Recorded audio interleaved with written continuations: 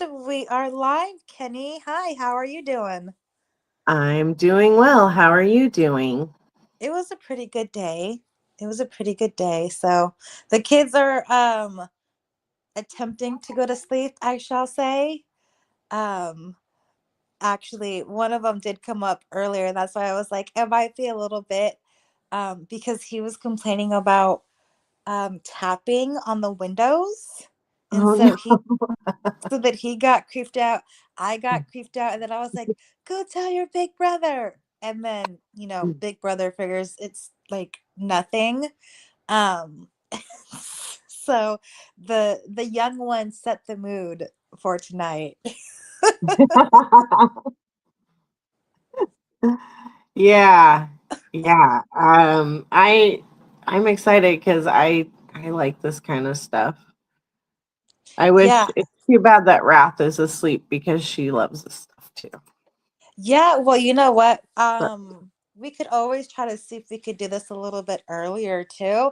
And then, oh my gosh, can you imagine Wrath being on this show with her like sound effects and her like scaring all of us? It would be perfect. Well, tonight, I am bringing up, or we're going to talk about Appalachia and their ghost stories. And I didn't realize that they had a ghost story attached to them. Have you heard of the Bell Witch?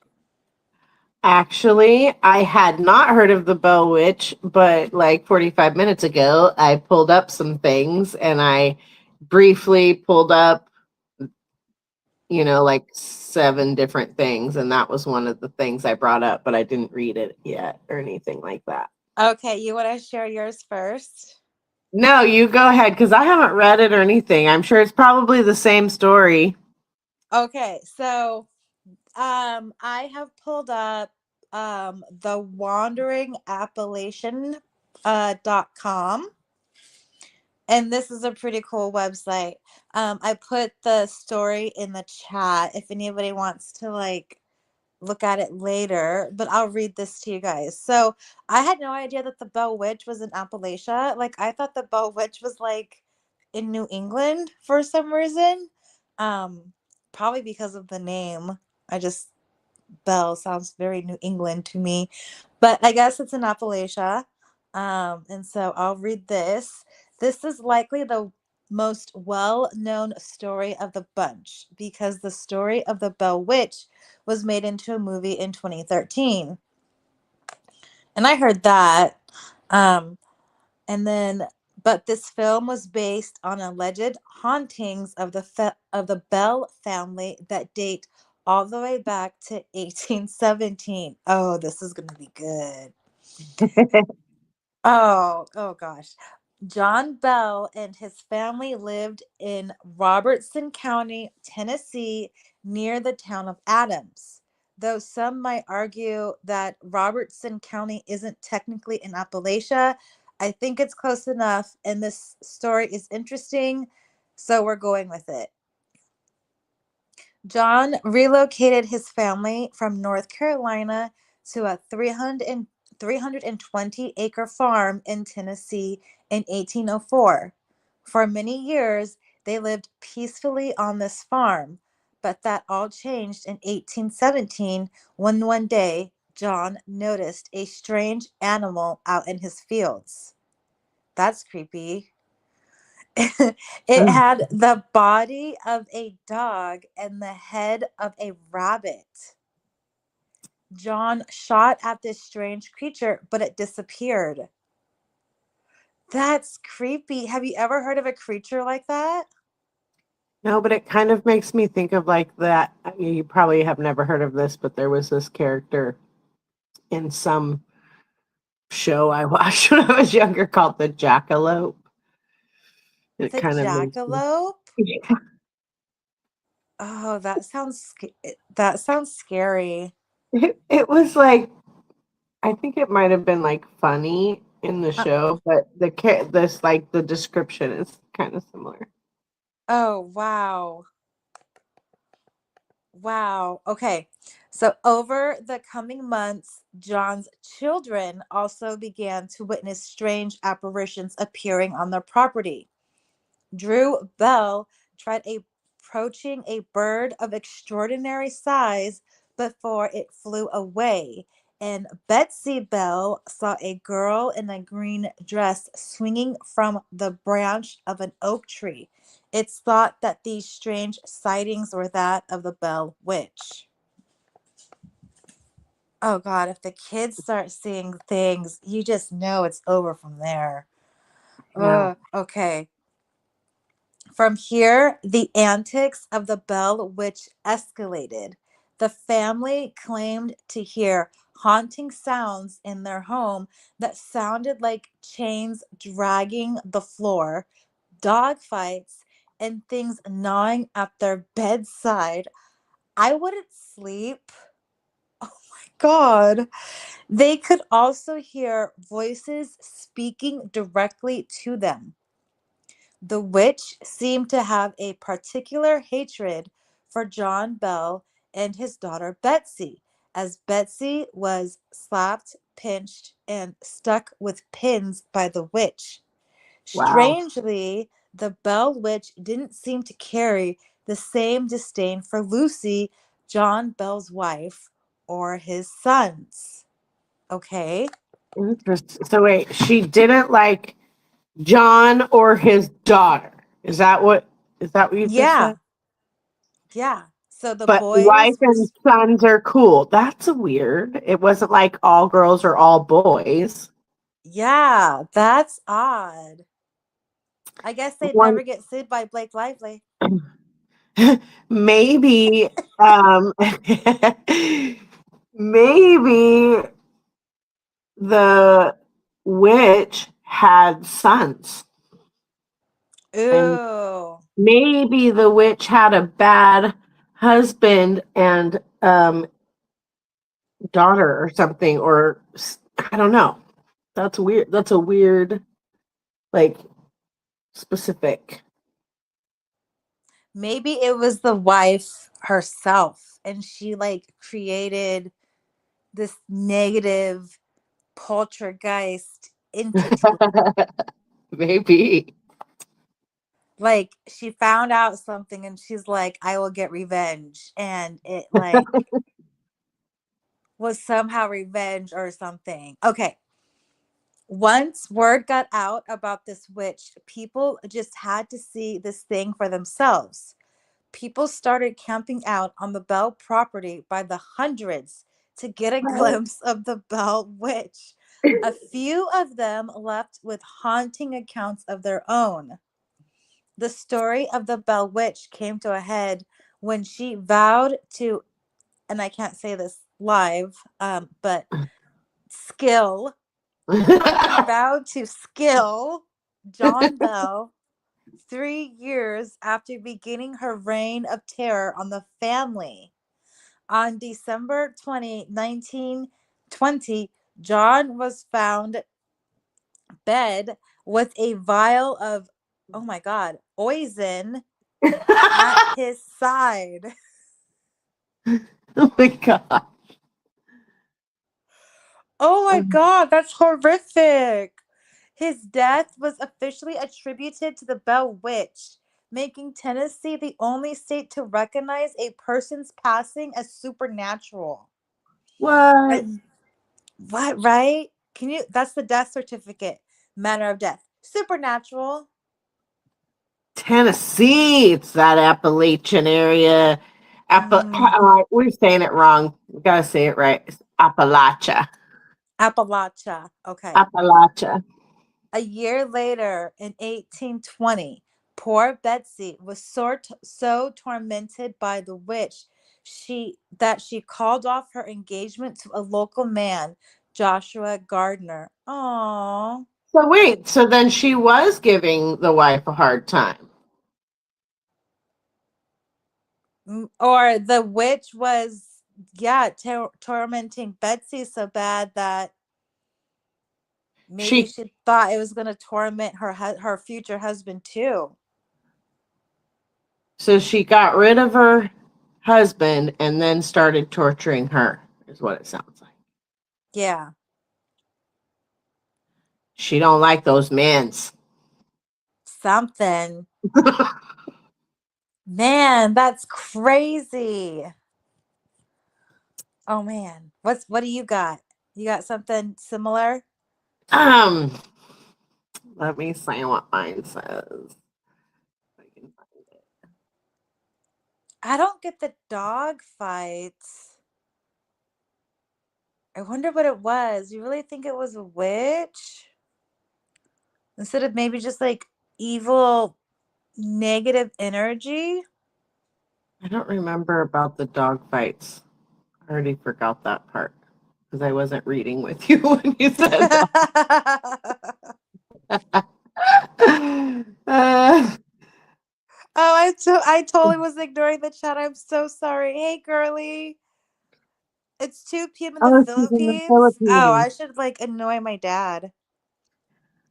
I'm bringing you ladies with me. We are. Aw, I love puppies. I I'm want so a puppy. excited for you. Oh, I get to go with her to buy a puppy or adopt a puppy. That's great.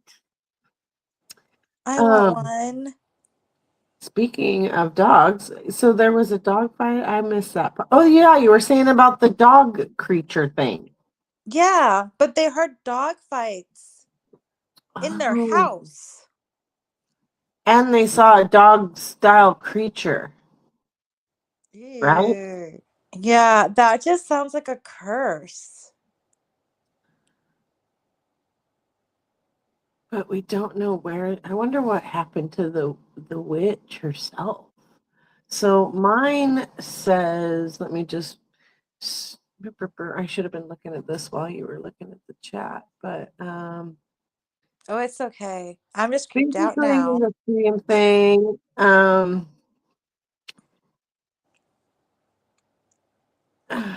Basically says the same thing. Yeah. No, yours had more information. I think this one has videos instead of something written. But yeah, that's creep style. I You don't. know, that's just like a lesson of like being nice to everybody because you just don't know. It was a good lesson. Oh, okay. So that was the Bewitch. And then I have an article from the National Geographic. Yes.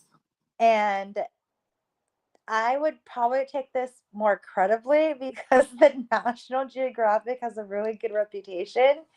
And yeah, I'm kind of surprised by this, by the way, but I can't read this. It's telling me I need an email. oh, yeah, I had to put my email in. I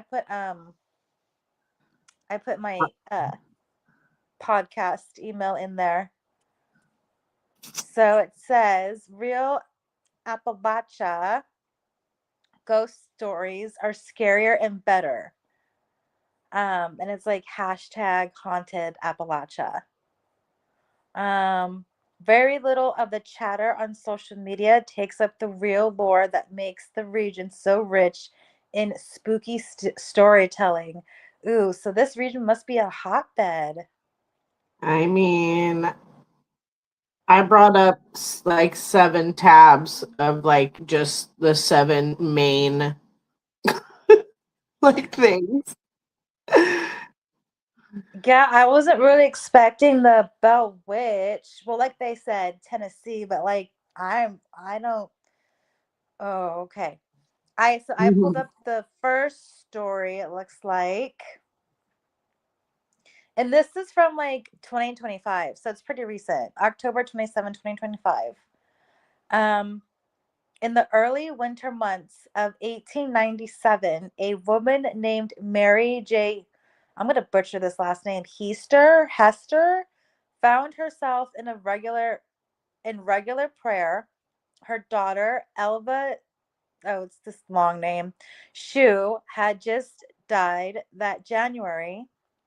Only recently married Zona, as she was known, was a young woman, and her death by heart disease, as the country coroner had determined, weighed heavily on Mary. Okay, so this person passed away from heart disease. How sad. Had the coroner gotten the cause of death wrong, Mary prayed that her daughter would return to guide her toward an answer. Oh, that's sad. That's really sad. There's like a lot of cases like that too. Okay, and according to recorded court testimony from July 1897, Zona did return to speak to her mother over the course of 4 nights that winter. Court testimony? Yes. I want to read that court testimony. Oh my God. We got to find that. Okay. She told her mother where to find her blood. She told her where on the spine her neck had been broken. She told her who did it. Her ghost That, told her you did it? yeah. The ghost, the daughter ghost, told her mother, who was living, where to find the blood, where her spine was broken, and who did it. Does your article that you have a picture of her? Because Uh, one of the stories I brought up is this story, and it has a picture of her. this is a National Geographic. Let me scroll all the way down and see. No, it looks like it's all text. I wish I could. I wish I could put this link in the chat so you could see her picture. Anyway, sorry to interrupt, but Was she it's like young? different I when you like can like envision look at her face. It's like, oh I God, I envision this like young girl with curly braided hair. make me a mod and I can put it put this in there. I can tell you where to go. Um oh, we'll have to do it. We could probably do it on our computers, Oh, that's right. but I'm worried that StreamYard like crashes my computer. I don't know if I need like a better computer or if Ryan Reynolds really just hates me. Um That's okay. I don't want to derail the conversation. I can tell you where to go if you want to look at it. yeah, I want to look at it. Hang on, but I'll it will get this gets good, girl. Okay. Are you ready for this one? I Okay. don't know. With her daughter's ghostly testimony in hand, Mary proceeded to have her daughter's body exhumed. This new evidence resulted in a murder conviction for Zona's former husband, the blacksmith E.S. Shue, who was His sent name was to Shu prison in Monsville, West Virginia, where he later died. because of a ghostly testimony. Yeah. Can you imagine? Can you imagine being all in court, being all no, but she told me. And people be like, what do you mean? Like, no, her ghost told me. And then they're like, okay, oh, okay, well, cool. Send him to jail. Did you want a warrant? What did you want? You Wow, want a okay. subpoena? I mean, they didn't have investigators back then, I guess. I mean, court procedures must have been like really different back then. 1897, and you're a female, and you're gonna go to court and be like, by the way, not to be hysterical or anything, but this ghost came. That is crazy. Yeah, I mean, and hysterical is the perfect word for it because that was their favorite thing to say about women back then was that they were hysterical because of their uteruses, basically. Yeah.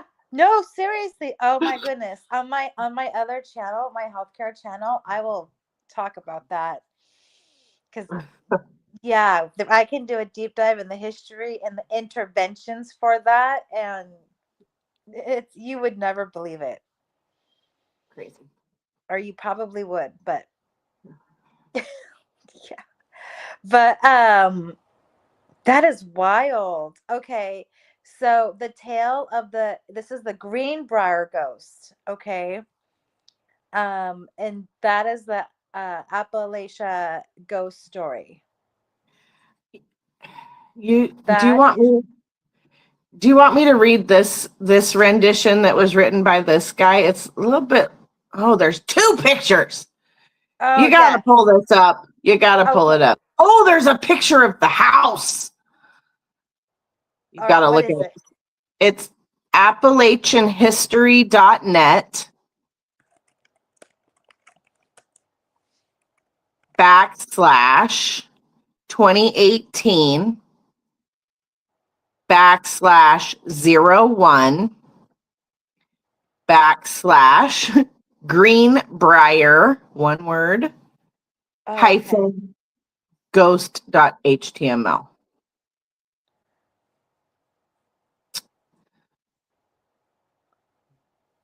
Let me Oh, I can type it into the chat if that makes it easier. So it was what, 2018 backslash Net backslash 2018 backslash 01 backslash green briar dash ghost dot html. HTML.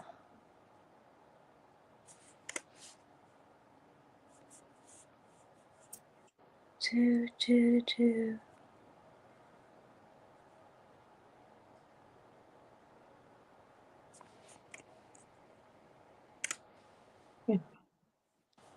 Did you find it?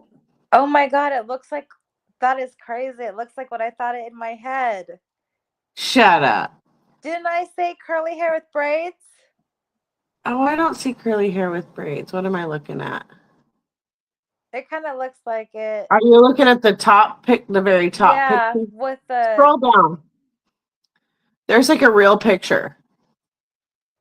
oh wow.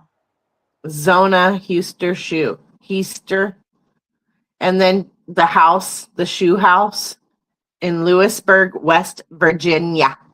Oh wow. And then down a little bit further is Oh, it was beautiful. yeah. This is written by a man named Dave Tabler. And he kind of tells it like a story a little bit. He's all upon, because he's talking about the. Oh, I love this version. You want to read it? Yeah, can I read it? Yeah, go ahead. All right. On January 23rd, 1897, Elva Zona Huster of Lewisburg, West Virginia, a bride of 3 months, was found gone at the bottom of the stairs leading to the second floor of the log house where she lived with her new husband. Her body was discovered by a neighbor, a boy about 11 years old, who did chores for her. Her case remains to this day a one-of-a-kind event in the American judicial system, the only case in which the word of a ghost helped to solve a crime and convict a murderer.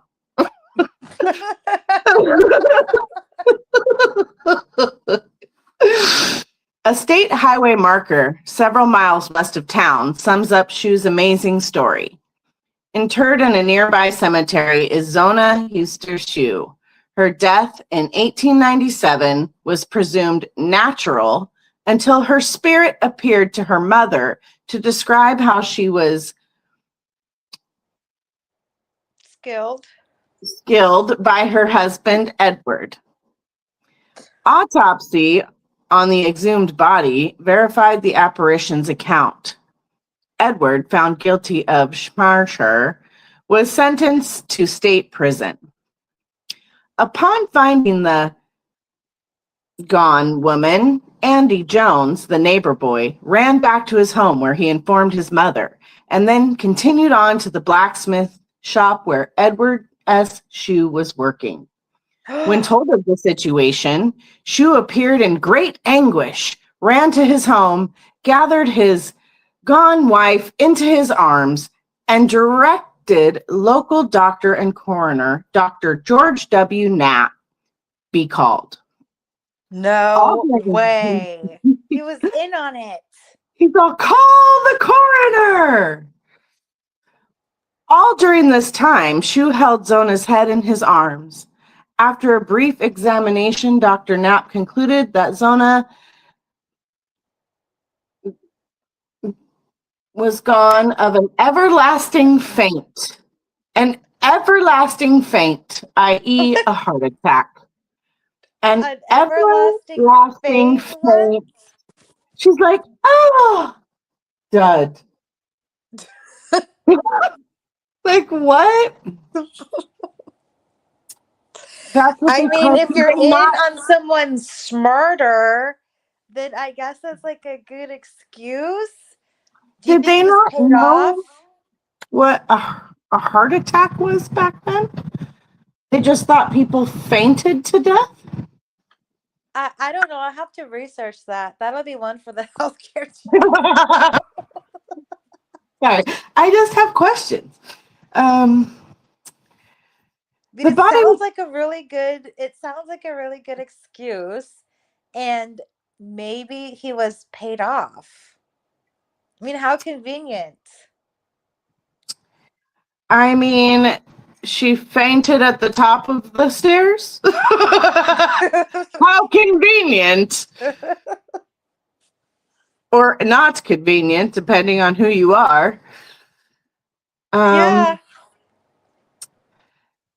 The body was prepared for burial with Shue assisting in the preparation of her body for burial and placing her in the casket, always Of course. handling her head. Oh, of course. Yeah. Let me help you. He placed a folded sheet on one side of her head and an article of clothing on the other side of her head, which he said would make her rest easier. In Oh my. addition, he tied a large scarf around her neck and explained tearfully that it had been Zona's favorite. You dirty Uh, scoundrel. how helpful? I mean, What a dirty scoundrel. what the fluff? I would be pissed off. I would go haunt him too. Honestly, I would torment that man. I I wonder would. what that man thought when he was being led off to prison, whatever that was back then, on the testimony of a ghost and them exhuming her body. Like they're Yeah. like, yeah, let's just do it. Let's just check, just in case. That's crazy. I wonder if That. they've ever. I mean, they make it sound like this is the only case ever where they've ever. It was Yeah. a No. one of a kind event. It says in the American judicial That's. system. I just have. I mean, this is like Where's a the picture cover of this up. And man? she was like, no, this is what happened. It was like, this was a cover up, right? Because there was probably like bruising on her neck. And so he tied a thing around her neck, right? Yes. He And so probably strangled her and threw her down the stairs. and then he was covering it up. And her ghost was like, oh, the fuck you won't. Probably broke her neck, and that's why he had to hold her head. Nah, I well, wish there was even a if picture he, of him so that we could see what his mug looks like. I bet he looks crazy town. oh, is it the bottom picture? Go down to the bottom of the webpage. Oh, yeah, in the video, like, thumbnail there, huh? Mm-hmm. Oh, you dirty, rotten bird. Look at me being really good and not cussing. Because I really could cuss. But, wow, ooh, you dirty rat. Well, got his in the end, didn't he? Yeah, I mean, can you imagine? That is some karma. That is some karma. Yeah, she passed away from everlasting fate. And just I I mean, just have no words. it only took a month before the mom was telling the neighbors about her spirit, that's what he says. Only a month later, she was on it. She was, I mean, as soon as she could figure out how to make contact, she did it.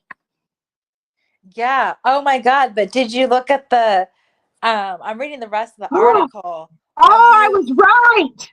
He had been abusive and cruel. She said he had attacked her in a fit of rage, savagely breaking her neck. Oh, okay. So read the rest of the article. We gotta go. Okay. Okay. What are we go stopping back for? up? Okay, Yeah. go back. Sorry. Yeah. Okay, so he helped bury her, and tearfully, it had been her favorite. Zona was taken to the home of her mother, Mrs. Mary Jane Heaster, on nearby Big Sewell Mountain. When the casket was opened, Shue always remained at the head of the casket. The next day, her body was buried in the little cemetery on the hilltop. Nothing more was thought of the death other than that usual for a sudden death of anyone. What? That didn't even make sense, that sentence to me. It doesn't. Within a month of burial, however, the dead girl's mother was telling neighbors that Zona's spirit had appeared 4 nights in a row to accuse the blacksmith of her violent schmeth. I forgot about the words. To tell on him.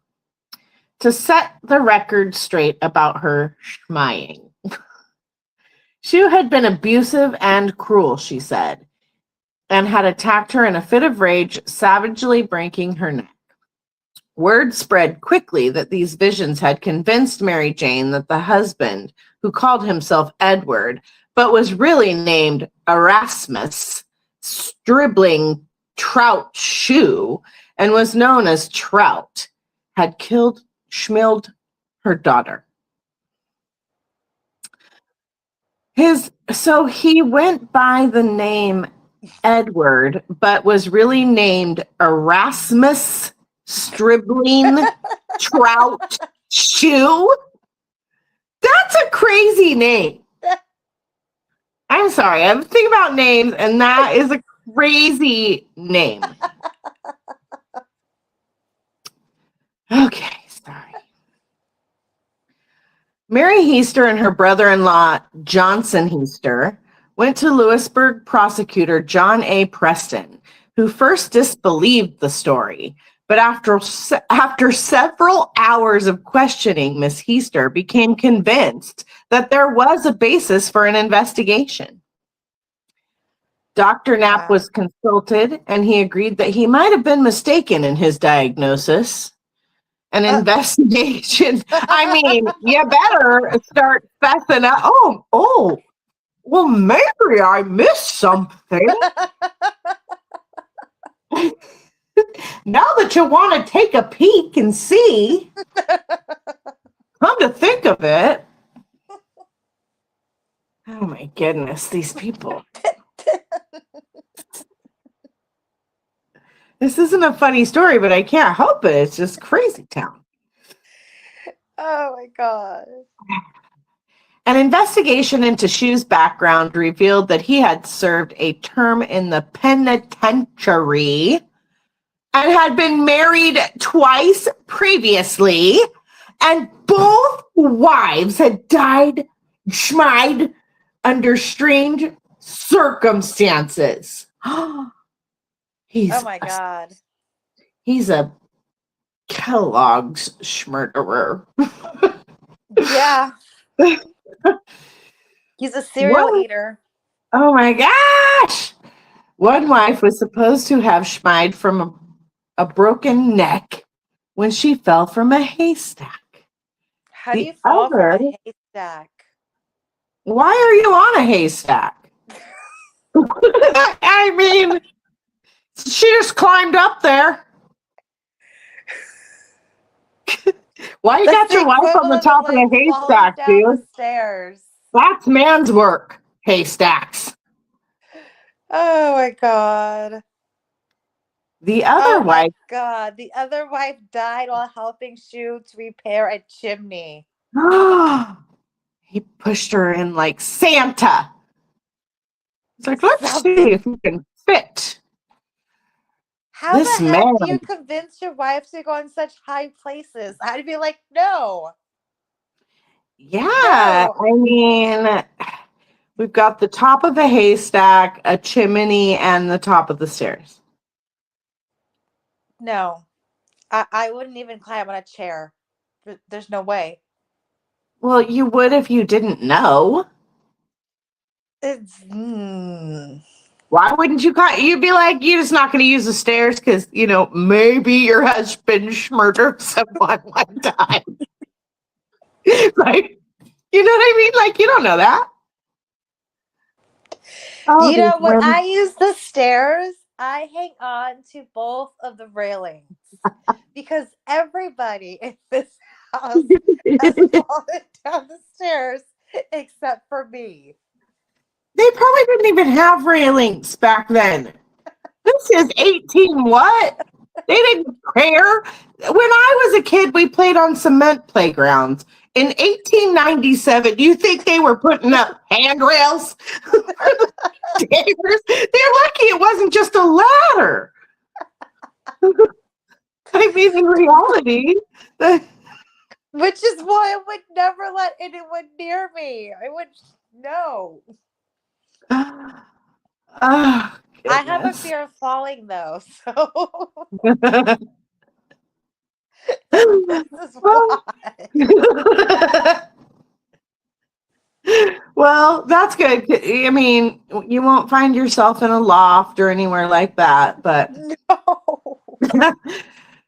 Goodness, he was on the top of he was on top the chimney, and his wife was placing the rocks in a basket with a rope attached to it.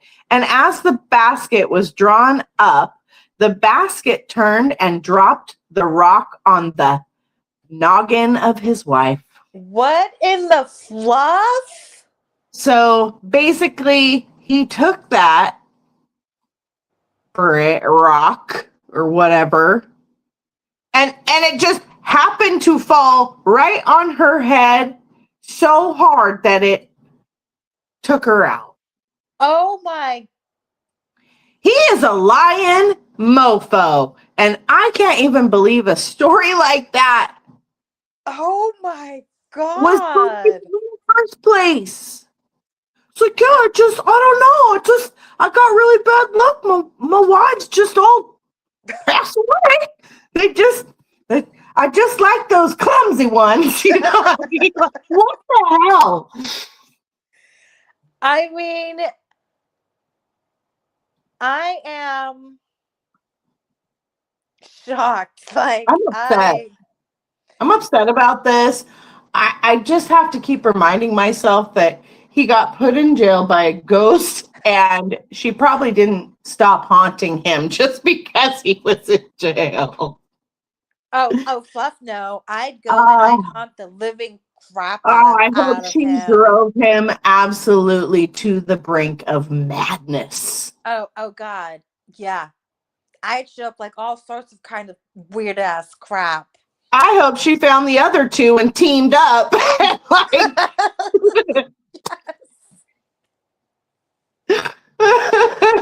All three of them, they're like, you take a shift, I'll take a shift. We could do this 24 hours a day. Oh my God. And they would have to put him in like, you know, confinement because he's insane and probably start. Oh my God. There's just so many ways you could muck with someone just paranormally. He probably just sat in his cell screaming, ah, Probably. all night, all day. Oh They my probably didn't let him God. sleep. He probably was like sleep deprived. Yeah. Well, look what he did. This He is such deserves it. bad karma. Oh man. Dang. 3 women. Wow. What? What's This the is. what's the man term for like Black Widow? Why is there not a word for men like there is for women who supposedly murder their husbands? Is there a name for men who supposedly murder their wives? No, I think they're just serial eaters. Well, how come women get a special name and men don't? See, that's dumb. I'm mad. I don't know, but you know what? Women have some incredibly smart ways of getting back their husbands. I can tell you, honestly, I have a Slow family poison. story that, well, of course, I always have stories, but I have a family story of my great grandmother taking out her husband because he was inappropriate with children. And the way That's that a she good did reason to it take them out. and the way that she did it is she divulged in his love of basically alcohol, and so she bought cases and cases and cases of his favorite, put it by the bedside, right, and was like, I will get you whatever you want. You want a sandwich? Don't get out of bed, I'll bring it to you. So guess what he passed away of? Alcohol poisoning. Alcohol. Yep. Smart. Yeah, women are smart. Women are way scarier than men in general to be like. People always used to ask me, like, would you ever date a woman? And I was like, no, I don't want to try to go back and forth with somebody who's smart in the same way that I am. No, No, scary. Women are scary. there's, how do I say this? Like, women are scary. We're just, some of us are very vindictive. Well, and we think things so much deeper on it most levels. You know what I mean? Like, I just Yeah. feel like that's why I crack up about people being like, "Oh, believe all women," blah blah blah. I'm like, are you kidding me? How many women do you know? Because if you haven't ever met one that is a lion Jehoshaphat, then you don't know very many women because there are plenty of them out there. Like, what are we even saying? Women can't lie and women don't do bad things. And what? In what universe? Not that Yeah. that was a bad, I mean, that specific example, I mean, more power to her. But I'm just saying the smart that came with doing it like that. She didn't even actually do anything. He did it to himself. That is very true. Wow. I mean, like, I thought this was just going to be a simple ghost story. I didn't know how. Wow. I mean, like, it was like a court case. I mean, This is a great story. This is a really interesting story. yeah. Oh, an examination was ordered and an inquest jury was assembled. There was a flippin' jury. The Greenbrier Independent reported that Trout Shoe vigorously complained about the exhumation, but it was made clear to him that he would be forced to attend the inquest if he did not go willingly. In rebuttal, he replied that he knew he would be arrested, but they will not be able to prove I did it. This careless statement indicated that he at least had knowledge that his wife had been murdered. Oh my. You big dummy!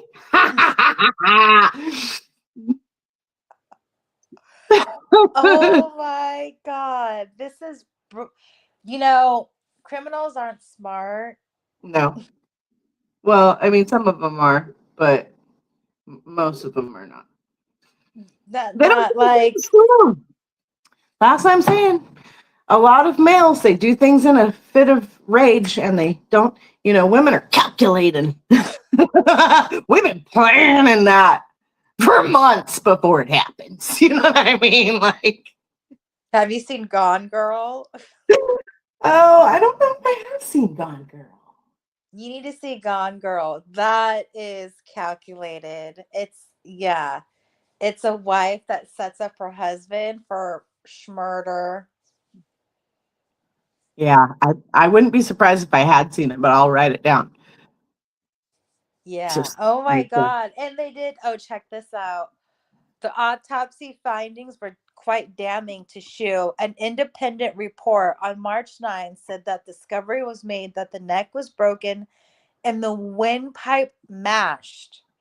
On the Yeah. throat were the marks of Mhm, fingers, mhm. That's exactly what I said. indicating that she had been choking. The neck was Mhm. dislocated between the first and second vertebrae. Oh, well, if your neck is broken on the first and second vertebrae, you're gone. That's just the God. That's The ligaments were torn and ruptured. The windpipe had been crushed at a point in front of the neck. That poor woman.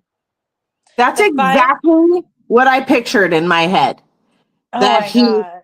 that is exactly what I pictured in my head was them standing at the top of the stairs and him with his hands around her neck, basically choking the liveness out of her and throwing her downstairs. And The that's fi- exactly what he did. The findings were made public at once, upsetting many in the community. Shu was arrested, charged with murder, and taken to the jail at Lewisburg, where he was held until his indictment by a grand jury in the trial in June. On June 22, 1897, the jury returned a verdict of guilty after only 1 hour and 10 minutes of deliberation. The accounts in the Independent make clear that Shu was convicted of the murder of his third wife on circumstantial evidence and not because of ghosts' testimony. He was sentenced to life in the state prison. Following a foiled lynching attempt a few days later, he was taken by train to the state prison in Munnsville, where he died on the 1st of March, 1900.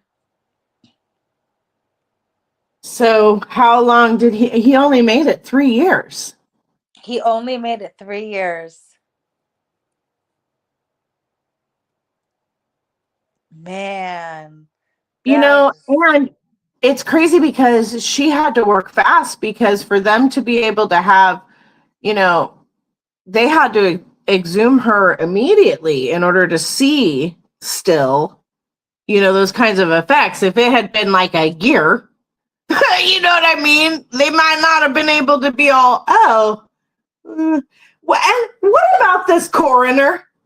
This woman has what on her? Finger marks? Broken windpipe, smashed windpipe. That does not happen from falling down the stairs or having a fainting spell. Very true. Like that guy should, you know what? I think in today's world, that guy would have been held accountable too, because that's some, what? I mean, he had a lot of explaining to do. I mean, he should at least not be keeping his job because he's either crooked or not very good at it. Right? Maybe he was paid off. Could be anything. Maybe they were. Wow. I'm like, that Bet. is. What Yeah. a that is crazy. Yeah. Here's another one. Have you heard of Angels of the Underdog? I don't think so. This is West Virginia. Oh, those Um, Virginias. yeah, I don't think I want to go West hiking in West Virginia. Virginia. This one that we just read, wasn't that in West Virginia? Yes, it was. Yep.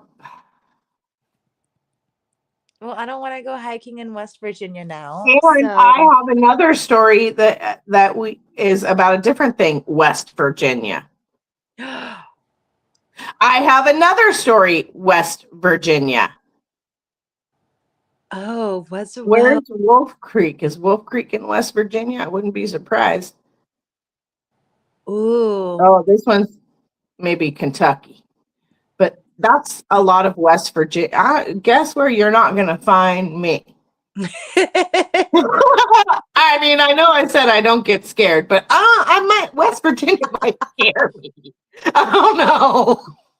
I'm like having second thoughts after like reading this. I'm like, oh my God. I went ghost hunting? What the heck? Oh Lord. All right. Okay, Go this one is Angels of the Underdog. West Virginia. Again, this is where Zona's story unfolds. Is located in the heart of the Appalachian region. It's a place rich in oral tradition and populated by ghosts seeking justice. Oh, I guess that's it. It was just a summary of the last thing that we talked about. Not exciting. Sorry. I was getting Is your that hopes up for the nothing. Reddit post? Um, it's the National Geographic. Oh, okay. Here's Let me see. Yeah, Zona. That's all they talked about was Zona's story. Was that one? Man, that And Zona stories. I don't know if I'll ever forget that story. yeah, did you know I was writing a book? Um, it's all about, well, it's about my husband's passing, and it goes into the paranormal, and it goes into like PTSD versus paranormal versus guilt and depression. Interesting. Yeah, so and it's about revenge. So Oh, I'll let you know how it goes. But all yeah, right. get excited and freaked out.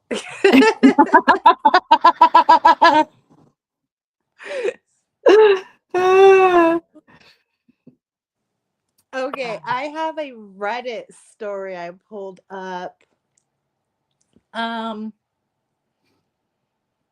let's see how long it is. It's kind of short, but apparently this guy lives in the heart of Appalachia, and this is Doobie he Doobie. says, huh? His name is Doobie Doobie. Yeah, did you get that? Doobie Doobie. I had told you I have a thing about names and screen names and stuff, so I always notice them. Oh, did you pull it up on your thing?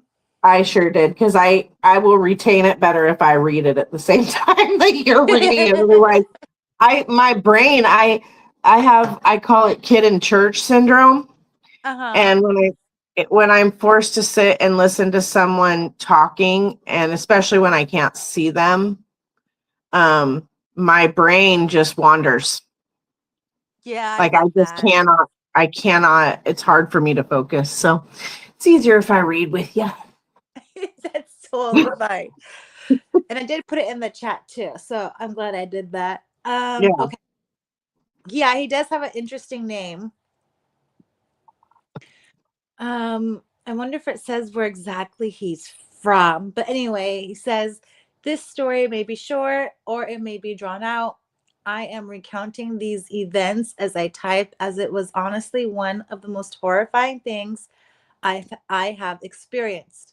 It brings me genuine stress to think about. This happened maybe 2 to 3 years ago. I live in southern West Virginia. West Virginia. Yep. It's always West Virginia. I am Oh, terrified of West Virginia. oh, you know what's in West Virginia? Coal mines. Oh, and the Appalachian. No wonder. Ooh. That's a lot. Appalachian Mountains and coal mines and just like, as you get farther towards the East Coast, the history gets older and older and older. Mm-hmm. So like, oh man, when I drive cross country in my mini someday, I am gonna go ahead and skip on around the Virginias. I won't be visiting Virginia. If there's anybody in the chat in West Virginia, can you tell us if there's like a lot of folklore when you're growing up? Like, Oh my gosh, we need to find someone from can West you Virginia imagine that to folk? have. Like, don't go into the forest and answer your name. Like, like, Like stuff that you just grow up being told that you just know if you live in West Virginia. yeah, yeah. I mean, I need to look at a picture of a map to see how big the state of West Virginia is. Sorry, I get sidetracked really easy. No. Yeah, because I wonder, like, don't go. Oh man. Okay, I'll continue reading and you can look up whatever. Okay. Okay, Horror things.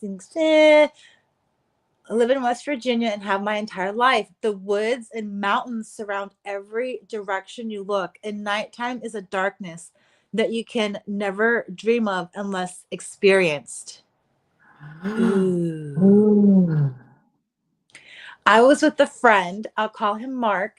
Mark was at my house one evening doing the usual things, watching UFC, playing Xbox, etc. It was extremely late when we finally got bored and decided to go for a walk on a nearby trail to smoke a lot. Hang on. Just 1 second. I have a wee one here. Just 1 second.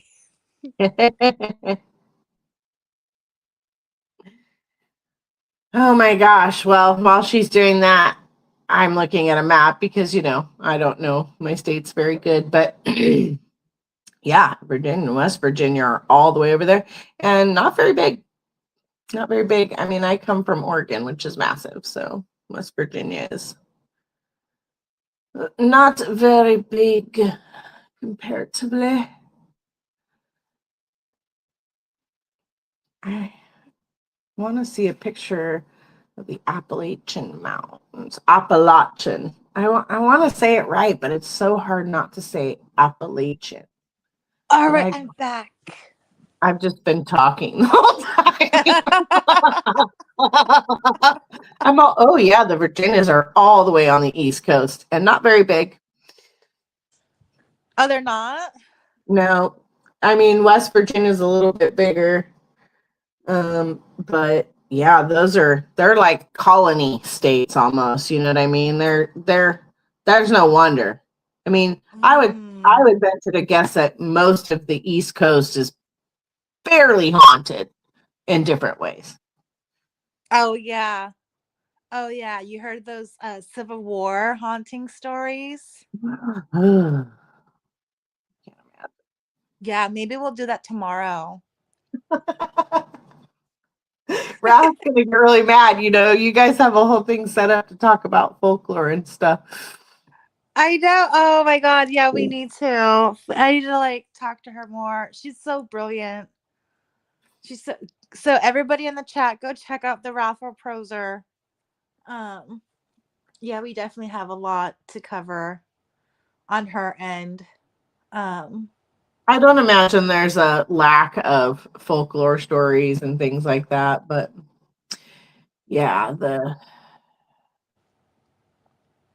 while you're oh, we reading were that, gonna I'm go gonna look. into like cultural history and do some like things from like an anthropological, It's a little more um smart style than like yeah, I'm all, oh yeah, I don't know nothing about all that. yeah. Smart style, nerd style, we talk about everything on the House of Chatter. Well, it is the House of Chatter. Oh man, I was looking up the Appalachian. I was saying how it's hard to say it correctly because I want to say Appalachian, and I know that's Yeah, wrong I do because I too. I got schooled hard on that's how I say that. So I have a complex. So every time I say it wrong, I try to correct myself. But they're beautiful mountains. And Yeah. but I Oh look my at them and God. I feel scared now. But man, they run a long way and they basically run right between, from what I can see, they kind of run between West Virginia and Virginia. Is there like a large body of water in between that or in the area? Hmm. Because don't you hear like water kind of like attracts paranormal Well, activity? um, Maybe. they're not super far from the coast, and there are, it looks like some rivers and things, but there's this big red, I wonder what that is. Oh, I don't know what this page is, but I don't know.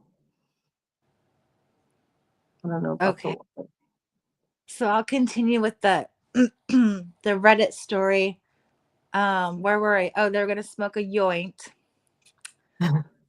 This is not a, and I would not do that. Like, I swear, I don't think I'd want to be altered in like a forest just because I'd be like, what if you get eaten by a bear or something, Anyways, but this is not according to Reddit, the story. This is not particularly long trail, but is very dense in the woods that surround it, and it is easy to get freaked out when thinking of your surroundings. See, yeah, I don't think that would be fun.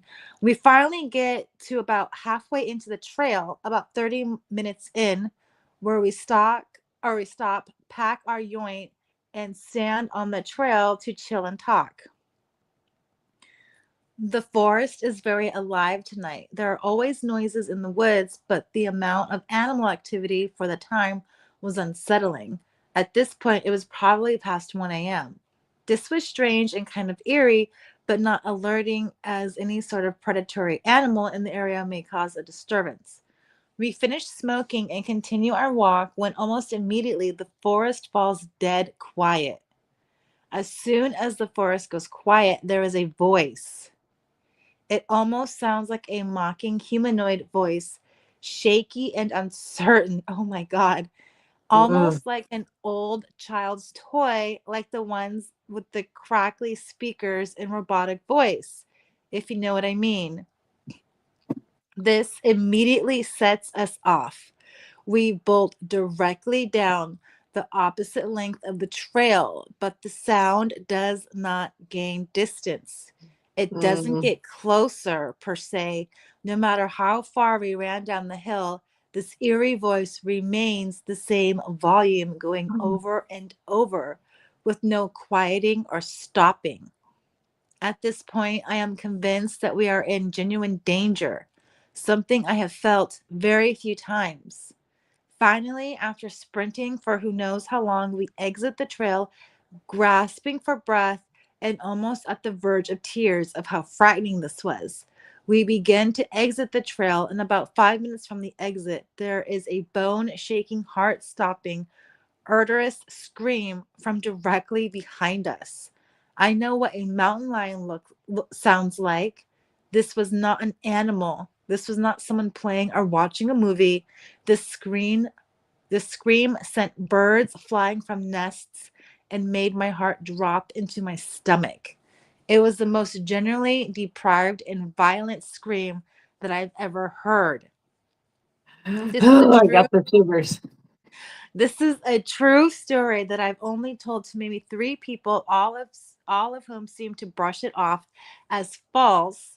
I've never been able to push for the existence of the paranormal or spiritual, but I genuinely believe I encountered something inhuman in those woods. Um it says edit. I know I will receive questions such as what the voice was possibly saying or to explain the area and what happened after. I generally cannot remember what the voice was saying. If anything intelligible, I don't know if I could understand it then, and I certainly can't recall understanding it after several years of blocking it out of my memory. All that I recall is that it was a fluctuating voice and pitch, shaking, almost just joining sounds together. After running from the scream at the end of the trail, we ran to the car, which was only about 5 more minutes from the trail, so we got there relatively fast from sprinting. That is terrifying. Can you imagine? Oh my God. I can't imagine. I tell you what, I grew up in the woods, and if I ever heard anything like that, I would never be in the woods again in my life. Yeah, I don't think, but they were there at night. And I mean, I've never hiked in the middle of the night or gone in the woods in the middle of the night, like other than camping. I just, man, I would hide. Oh my God. You feel so unsafe. One time I was camping up above one of the lakes around where I live, and this was years ago, and we were all camping, and we saw this headlights of a car coming down into our little camp spot, and we were Hmm. kind of a ways from the road, so we saw the lights coming, and then they just disappeared. Really? Yeah, Was there like a sound or anything or just gone? we just thought there was a car coming down the road, and then there wasn't a car coming down the road. We Oh also man. saw like a spotlight up at the top of the trees one that same trip. So maybe I would go back into the woods after being scared. I still do it, but like we didn't hear no screams like that sounds. I can't even. I could see why people wouldn't want to believe it. But if you live in that area, how could you not? I mean, it seems like you would believe pretty much anything. Oh yeah. Well, like um when I was in Mexico, we were like swimming in this like pond, lake, I don't know, hole in like the middle of nowhere, it seemed like. And my tias would be like, hurry up, you need to finish up, we gotta go because we need to be leaving here before the sun goes down, right? And I was like, why before the sun goes down? And they're like, because when the sun goes down, the banshee comes out and she's gonna try to grab us. It's not very nice. And then I was like, what? But there is this really big urgency to leave the area before sundown. So we literally like left. Like it was just wasn't like a discussion. It was like we have to. Interesting. So I wonder if like people in West Virginia or you know, grew up with like well, I've never heard a voice, in the woods, but like other things. I wonder why it was a voice.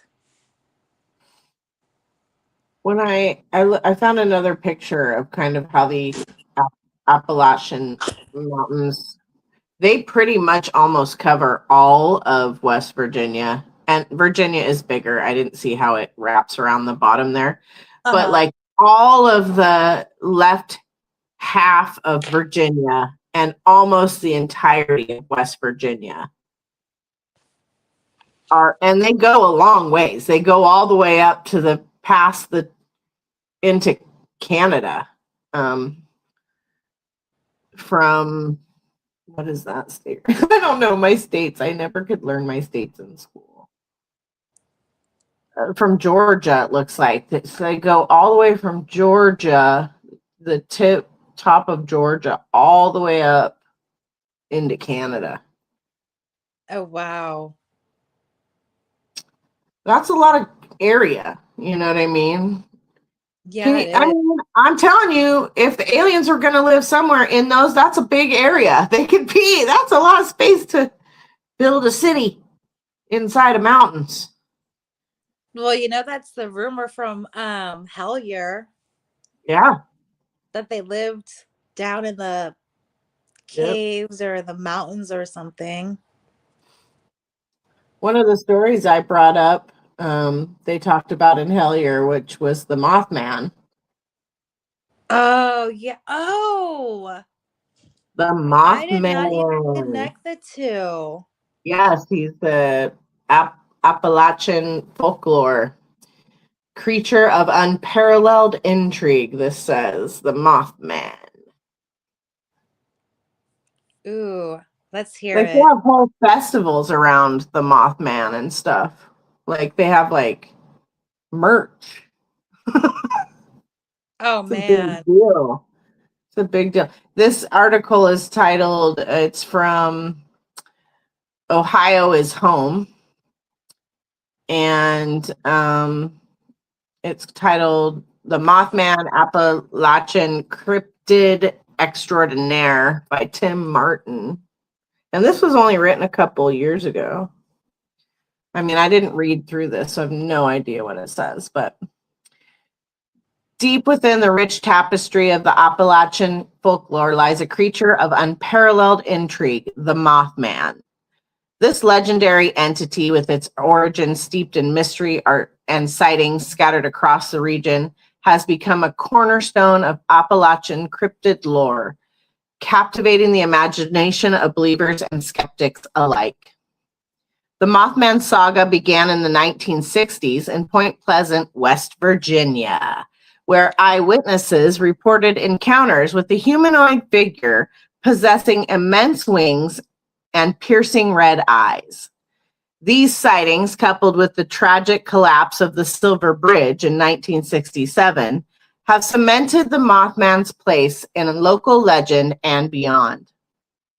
Since then, sporadic reports of Mothman sightings have surfaced through the Appalachian region, generating widespread speculation and fascination. From rural communities to bustling urban centers, the Mothman's enigmatic presence continues to intrigue and mystify. Beyond its sensational appearance, the Mothman holds profound symbolic significance with Appalachian culture. For many, it represents the unknown, a mysterious harbinger of impending events or a guardian spirit watching over the mountains and its inhabitants.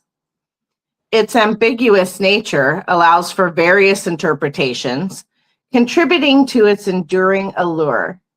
Moreover, the Mothman serves as a cultural touchstone, fostering community cohesion through shared stories and folklore.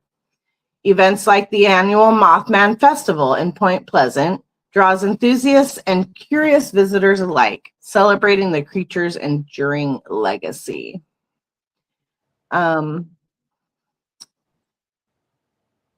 It just goes on to talk about how it's bolstered tourism in the area.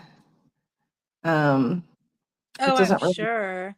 tell any scary stories about it, but um, Hellier sure had some kind of scarier stories about it.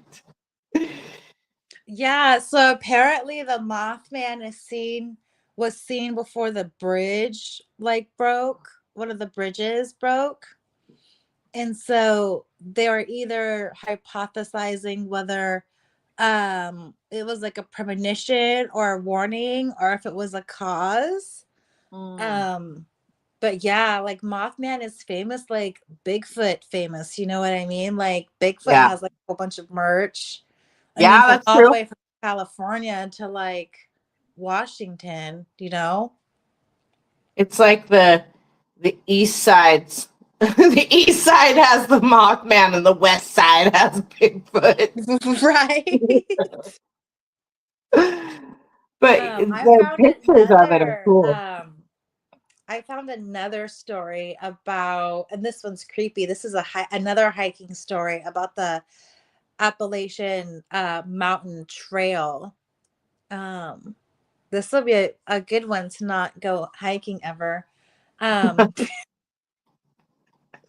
so the title of this, this is like on www.discoverwalks.com.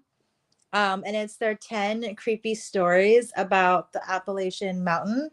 And this first one, it's titled Man Pursued by the Scorched Man,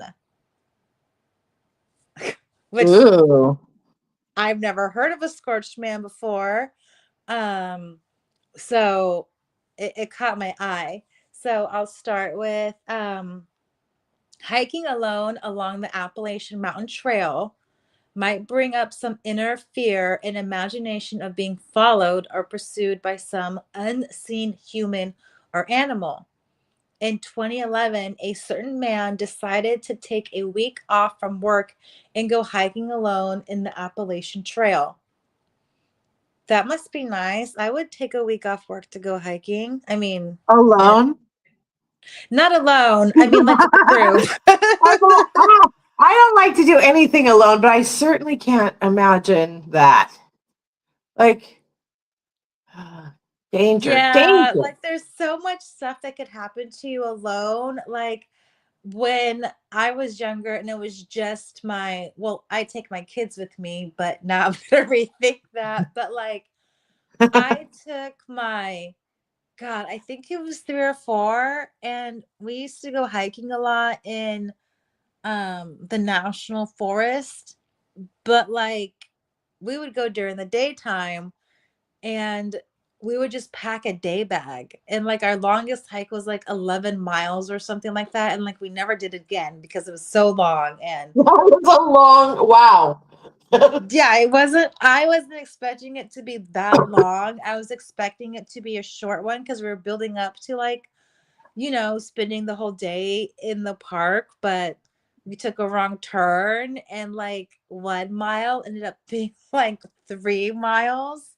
It was like insane. But yeah, there's just so much. Like I've even lost my child in the national forest. Like my child went and hiked with another hiker and they went over the ridge. And by the time I made it over the ridge, they were gone. Like I'm telling you, gone, gone.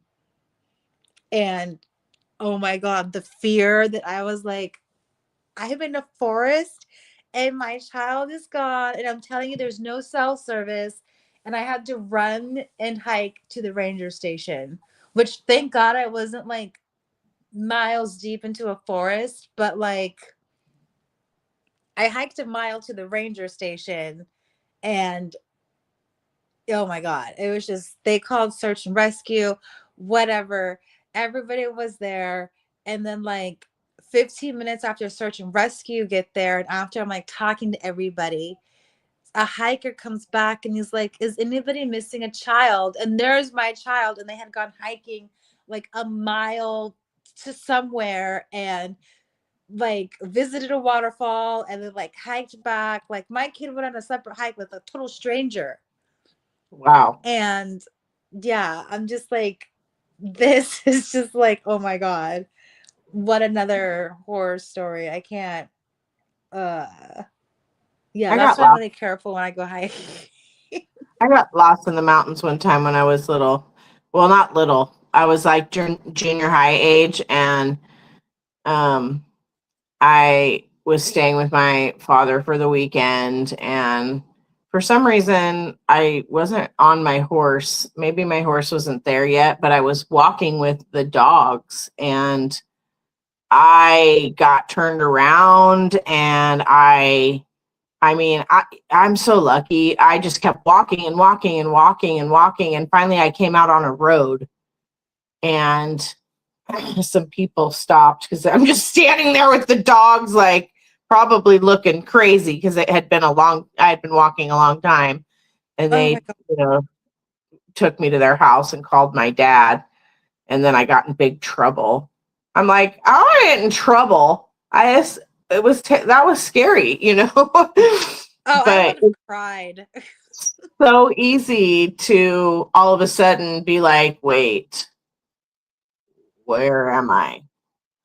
Right? And if One there's wrong nothing to turn. signify, if there's no paths or, you get off the beaten path, it's danger. Yeah. Yeah. That's what I tell my kids. I tell my kids always stay on the path that looks well worn. Um, yeah. I'm never going hiking again. Oh my God. Okay. At the beginning of the hike, everything was going well until he got a frightening experience that he'll never forget. As he had gone deeper into the trail and day turned into night, he camped over at his tent. One night, the man heard some noises approaching his tent, but he never got bothered by them, nor did he go out to check out where the noise was coming from. The following day, he continued with his hiking and made camp where he sat around his fire, or where he sat around his fire. Suddenly, he was left shocked when he saw a man standing near his firewood with the other man's hands and body badly burned and a smoking face. What? Creepy. This experience shocked him and left him numb, but the burned figure kept staring at him before walking away. The scared man decided to pack his belongings and leave the area quickly, only to come across a recently burned down house with sheriff around it.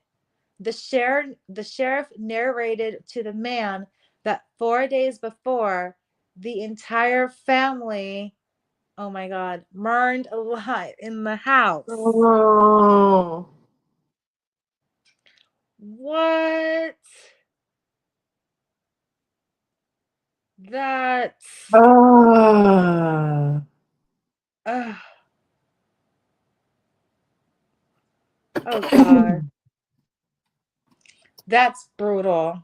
That is creepy though, too. Like, what?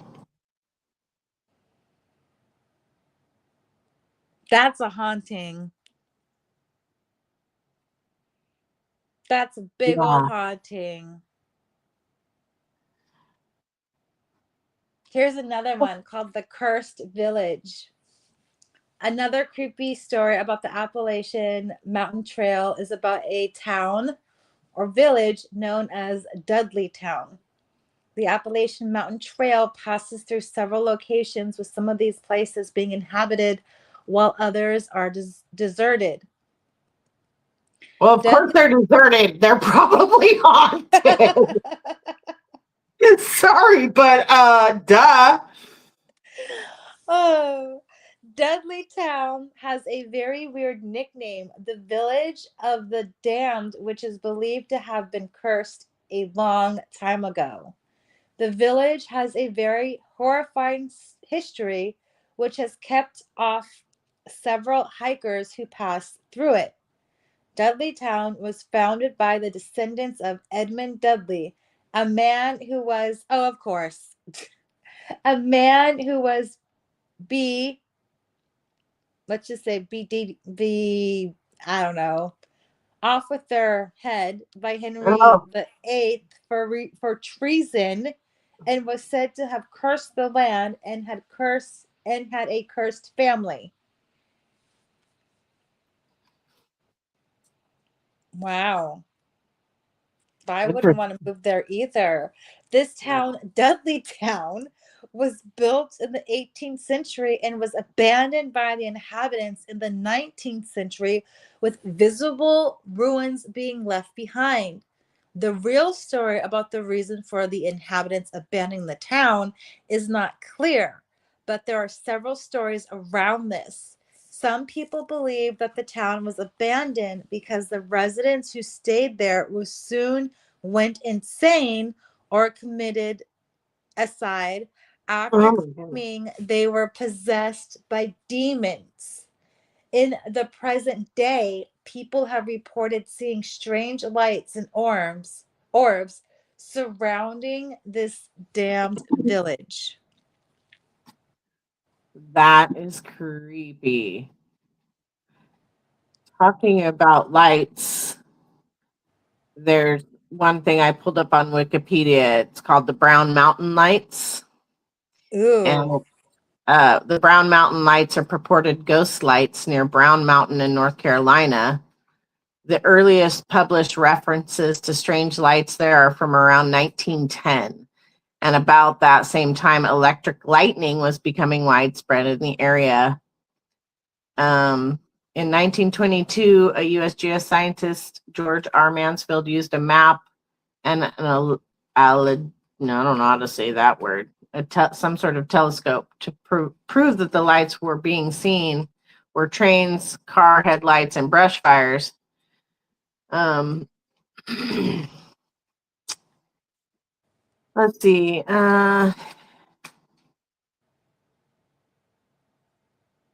So I don't know if they're saying that he debunked it or not, but 1913 is, I mean, maybe it was a train. I don't know when trains headlights wouldn't be car headlights. Maybe now. The Yeah, they would have to prove there's like a railroad over there or something, you know? earliest published mentions of the lights began in 1912 on the heels of the novel Master of the World. An important plot point in the novel consists of a mad scientist constructing an airship inside his secret lair in Table Rock near Morgan, North Carolina. Ooh.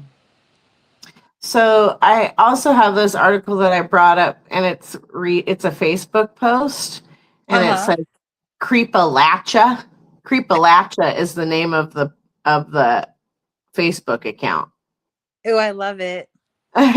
And it says Creepalacha is in Marion County, West Virginia, December 29th, 2025. That was like yesterday. Yes, it was. It was like yesterday at 4:30 a.m. in the morning. Oh, I don't know if this is an account or if maybe they were just up early writing a story, but that's just weird. It weirded me out that it was so recent.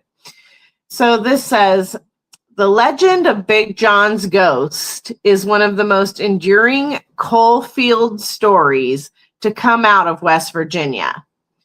Rooted in the mines around Granttown and the federal #1 mine, uh, written by folklorist Ruth Ann Music, the story reflects how danger, death, and belief intertwined underground, where miners trusted signs and stories as much as timetables and tools.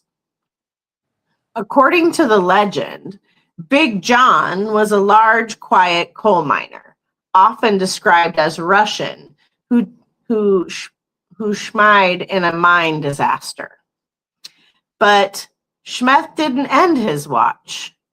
After the accident, miners began reporting strange warnings, footsteps where no one stood, a shadowy figure, a voice urging them to leave an entry. When those warnings were followed, disasters were narrowly avoided. Over time, Big John became known as a protector, a spirit who stayed behind to look after the men still working the seams. His appearances were never playful or malicious. They were serious, brief, and always tied to danger. In a region where mines collapse without warning, that mattered. The story is sometimes compared to the song Big Bad John, but the ghost legend stands on its own as a part of Appalachian coal lore. Music recorded alongside dozens of other mining stories where the gone never quite left the job, reflecting a culture where the mines shaped not just livelihoods, but belief systems. Big John's Ghost isn't just a scary story. It's a way coal communities honored their schmed and made sense of a job that took lives regularly. In the dark of the mine, the idea that someone was still watching over you was more comfort than fear. Wow. That was It's the watching part that's creepy. You're all, yeah, but he's watching. Nobody else finds that weird. I mean, wow. Can you imagine? I mean, sorry, I can't imagine how scary it would be. I can't even kind of like go. I could go in a cave if I could still see the outside. But can you imagine being down in a coal mine?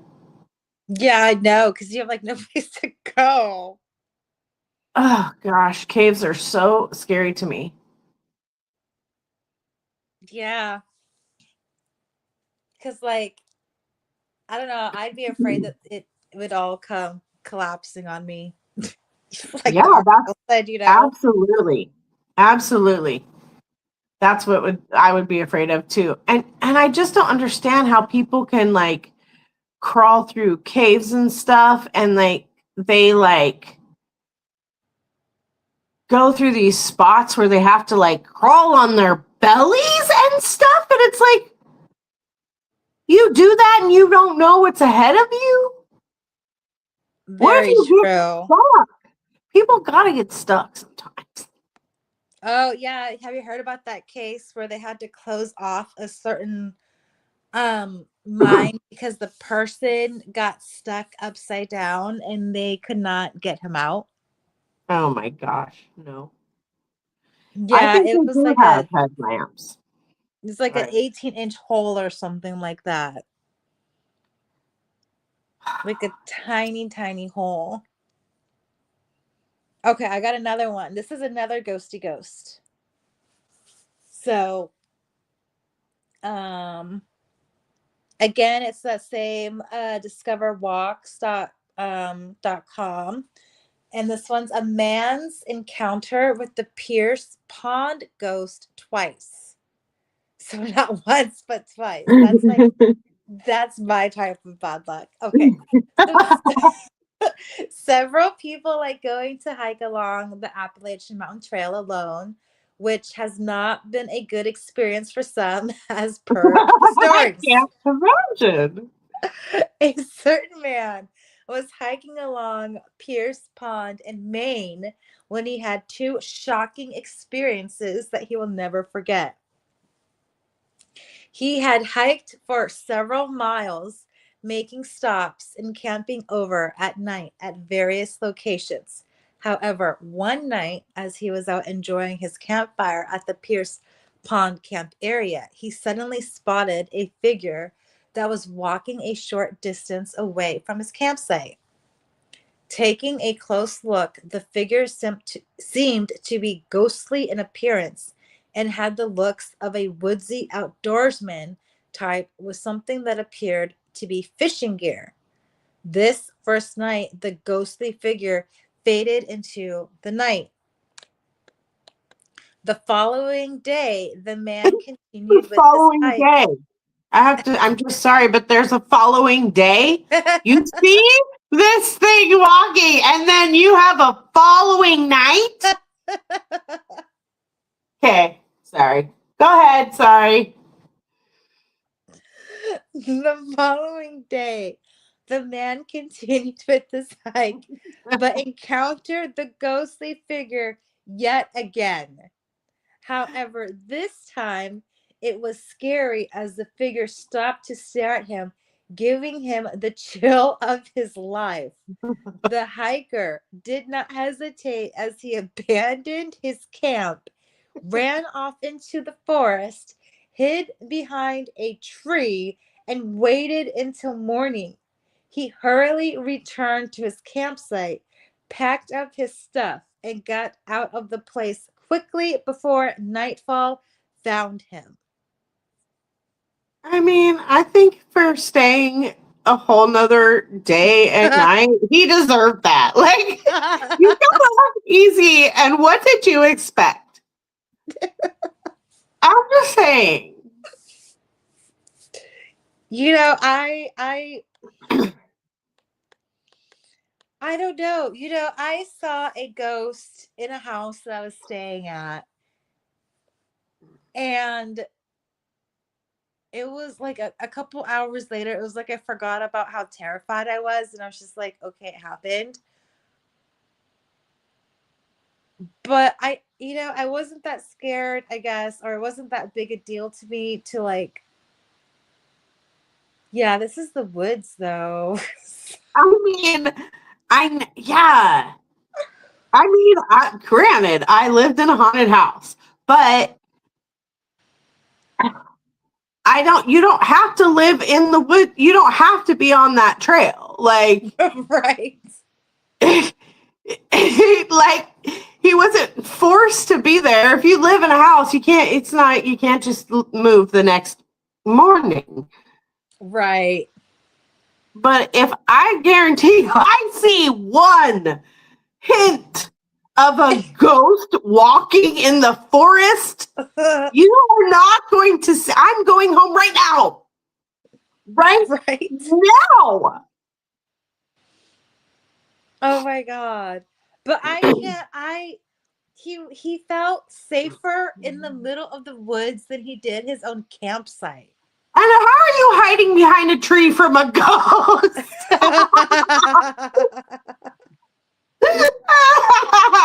Like, what? Get in your car and go home. Like, what the fuck? Yeah, with my luck, they'd find me. Oh my gosh. That is crazy town. I pulled up one, and I think this is like a poem or like a poetically written story or something. But it's called it's also on Facebook, and the page is Appalachia for Appalachia. And it's written, I believe, by Bland Country Love on October 26, 25. That's very recent. Oh my gosh. So it's basically, it sounds like this is an old story.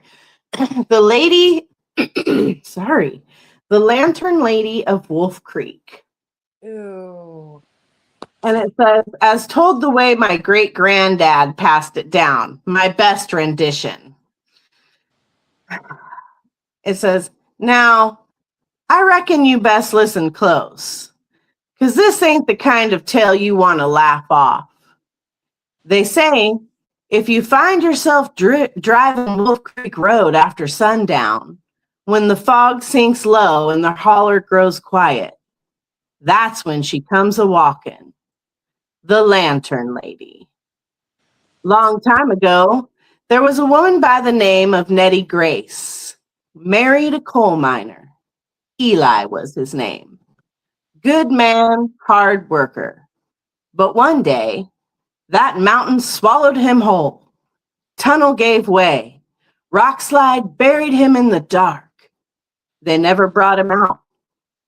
Broke Nettie's heart clean in two. Every night after, she lit her lantern and walked the trail down by the creek, calling soft as a lullaby, Eli, Eli, come on home now. Folks pitied her, sure enough. Others crossed the road when she came by, wouldn't so much as meet her eye. But no one stopped her. You don't meddle in a grief that deep.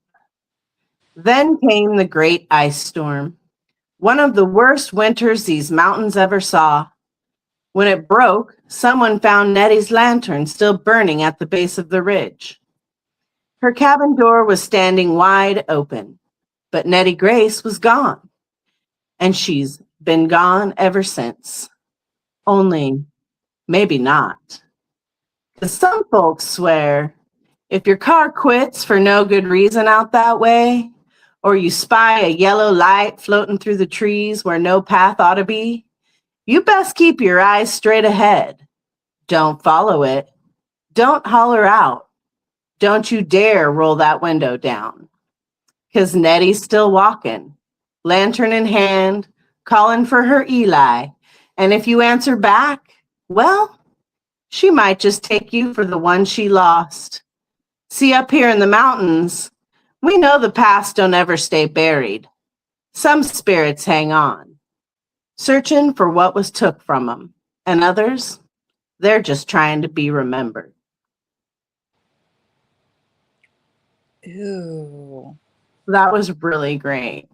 That was written really well. that was It was a story time. a good one. Yeah, I've and got this lady commented, my daddy was from Narrows, Virginia, and he could tell you stories that would scare the life right out of you. Oh, I bet. Here's one that I thought that was a little bit unusual. Check this one out. This one's titled Mysterious Children Giggling Around Hikers. Okay. Another creepy story is about children who seem to be odd and very creepy to a group of hikers along the Appalachian Mountain Trail. A group of hikers had set camp at a certain location after several miles of hiking. After a good night's sleep, the hikers woke up to something bizarre as they were backpacking. On this morning, the group of hikers woke up and found their campsite surrounded by thick mist that was not fading away as the sun came out. They began packing up and started hearing children's laughter coming from around them. As the group was about to get done with packing up, a group of children, led by one parent, walked out of the mists and started walking past them. These creepy children asked the hikers where they were going, and someone responded that we're hiking along the Appalachian Trail. The kids started laughing, and one of them replied, "This isn't the Appalachian Trail." As they kept walking off, the hikers spent the whole day hearing the children giggling around them. Ugh. See, And that again, you get some creepy kids walking out of the mist. I'm going home. Like, there is no, I spent the rest of the day hearing giggling children. Like, that is crazy to me. And, you Oh. know, giggling children when it's in a creepy way is literally the creepiest sound. Like, when you take the giggling of children and put it in a creepy scene, it's like goosebump raising. You know what I mean? It's like, oh, not the creepy kid laugh. Nope, nope, nope. You know, it's Oh like my God. even I just children's voices. Like, what's that movie? Do you like scary movies? Like, I think it was The Ring. Ew, yeah. And he It's would the creepy say, girl.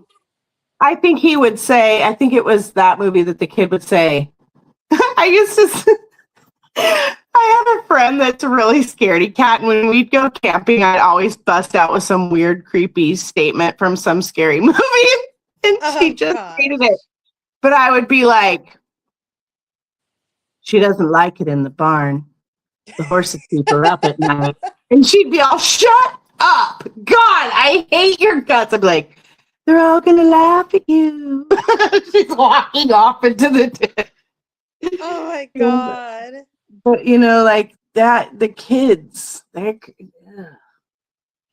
They did make a horror movie, Children of the Corn. I know. That came out when I was young. I mean, that came out. When did that come out? I was pretty 90s? little. No, I think it was maybe. I feel like it was. Oops, I got the wrong keyboard. I have two keyboards and I keep typing on the wrong one. The Children of the Corn. When did it come out? That was pretty creepy. 1984. Oh, and I let's was see gonna say, another I feel 80s like I was movie. much younger because I would have been 9 in 1984. It's those 80 movies. I'm telling you. Speaking of the 80s, here's a story from 1988. This is called Mysterious Abduction by Unknown People. Stories of people being abducted along the trail and later being found after losing their directions are many. Well, that kind of makes sense. I'd probably get lost too. However, in 1988, a certain man hiking along the trail had a very awful experience, which is rather more frightening than encountering a ghost. A man was hiking along the trail. He noticed a bright light coming from the forest that was next to him. He never bothered anyone, nor did he investigate the source of the light, but he set up camp somewhere nearby. In the middle of the night, he got startled as he woke up and found a man standing over his hammock. The man got Nope. startled, fled, and yelled to some other unseen people that the hiker was awake. Being terrified by this incident, the hiker quickly packed up and continued his hike quickly to put more distance between the unseen people. The hiker continued to non-stop hiking for some days, which allowed him to relax a bit for the night. Suddenly, that night, he took a rest in his hammock. He was cut down, wrapped up, and dragged away to some unknown location. The people began beating him mercilessly as they shouted to one another as others were preparing something. Luckily, the hiker got a chance to cut through his hammock and escaped. He ran away back to civilization and reported to the police, who inquired and never found anyone who had kidnapped the hiker. Now, see if he had followed my rule of thumb and gone home as soon as he saw those people, he would not have ended up being drug off and wrapped up in a hammock. Oh You can't, my gosh. you can't outrun ghosts and like spirits and stuff. And if those weren't ghosts and spirits, then that's even scarier. And of course, they tracked him. Like, what does he think? What? I don't understand. I don't understand. Wow. That's Go home. I'm creeped out. Well, you That's know where I'm never gonna go is to the Appalachian Mountains. because what if the scary part is, what if it wasn't ghosties? What if it was real Yeah, people it could have been real people too, easily. and they tracked him, Yeah. which means he didn't put distance. That's creepy. I kind of feel like either way, how did he think that was going to work? If it was ghosts, you're going to put distance between you and ghosts or spirits that are like in the mountains? Like, probably not. And if it's people, real people, they're just going to follow you. Mhm. I'd been hiking for days to my car. Yeah, I would Like, too. I don't know. I just don't understand the continuation of the hiking and the camping. I mean, I guess I was camping when I saw those car lights and that spotlight, but I wasn't alone, first of all. Let's just start there. There was many of us, and it, I guess it didn't seem sinister, even though it was kind of weird, but I don't know. I don't know. All right, you ready for one more? Yeah, got one more. Okay. A young a young couple tracked and watched by unknown forces.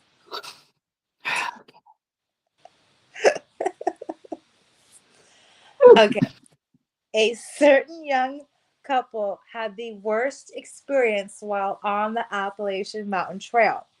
The two were in the southern part of Virginia when they had this creepy experience. One night, as they were asleep in their tent, they were woken up to the sound of rustling and odd noises coming from outside their tent. The young man went out to investigate and managed to scare off some figures that were lurking around and wanted him to chase them, which he never did. The following night, the couple camped with their backs to a cliff to prepare for anything and their guns prepared.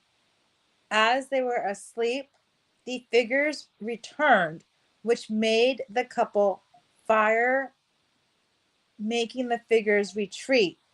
The couple had to hustle their way out of the place, and around midday, they saw a silhouette of a figure standing in the distance watching them. Luckily, they managed to get off the trail and get to civilization in time.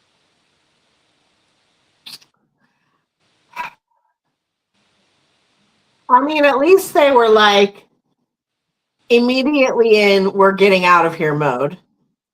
And The only ones. they stayed like on guard and they had guns.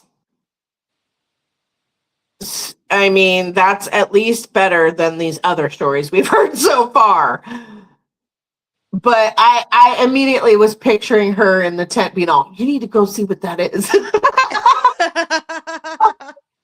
That's why the young man checked it out, because the young woman was like, I'm not going to, you go out there and see what that is right now. Yeah, see, that's terrifying too. I mean, oh, it's just there's just no good recourse or intervention. You know what I mean? Because what I, happens if there's something that happens to the guy? Then the girl is alone. I mean, I know, but I don't know. So you both hide in the tent and you can't see what's going on out there? There's no, well, I guess tents do have windows these Yeah. days, depending on what kind of tent they had. But yeah, that just, I have a friend who has hiked with a couple of other females. They've hiked like what, I don't know where they've hiked, but like deep into the woods, like where it's just, they carry backpacks with their little camping things. And Uh-huh. I don't know about all that business. I would love to, except not now. I definitely not in Virginia, West Virginia. That's for sure. No, after all of these stories, I don't know whether to bring sage or like a hunting knife, a bow and You got arrow, all of the above. salt, huh? All of the above. A flamethrower, like, You got to bring something to protect you from humans and spirits.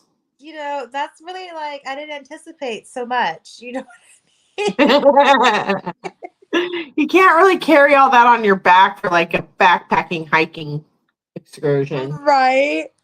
I mean, you Like, can. Sage is pretty light. You could carry a decent amount of sage. I mean, there's just so many ways that you could be, messed with in the woods. Forget about the elements, forget about the bears, forget about the like mosquitoes. Now you got to worry about like people on fire ghosting you and like people Right? kidnapping you and what? Making a soup or something? Like, what were they going to do? Like, They're like lions and tigers and bears and ghosts and spirits and oh, what the burning fuck? men. And yeah, I was camping one time with some of my friends, and we hadn't built. There was this creepy guy camping down the. I don't know why I call him creepy, but there must have been something that seemed creepy about him. And when it got dark, we didn't have a fire. We just had a little lantern. So like there was like a 5 foot radius around us or so that we could like see, and everything else was just pitch black darkness. And we had our cars there and stuff, but like all of a sudden my dog, at the time I had this big boxer dog, he went running off into the dark barking at something, and I was like calling him, to come back, and he did luckily come right back.